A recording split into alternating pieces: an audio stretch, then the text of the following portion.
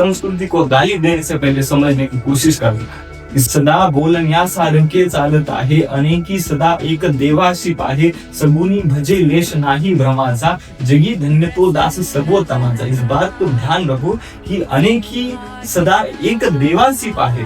हमारे संस्कृति में ये यहाँ पे कहते हैं 33 कोटि देवांचा हा देश है, हजारों करोड़ों देव है, पर सगुनी वो सब एक से ही बने हुए।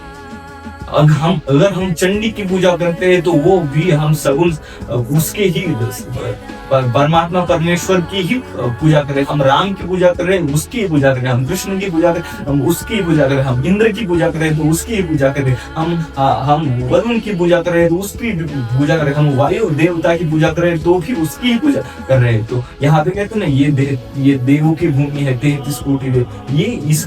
ये भूमि को समझने की कोशिश करो। यहाँ पे हम पत्थर को भी देव इसलिए कहते हैं क्योंकि हम उस अल्टीमेट की ही बात कर रहे हैं कि क्या है, सगुनी भजतो है, वो पूजा कर रहा है, वो पाठ कर रहा है, वो जप कर रहा है, वो आराधना कर रहा है, उसको पता है वो सगुन से निर्गुण को भज रहा है, वो सगुन के खुद के स्वरूप को भज रहा है। इसलिए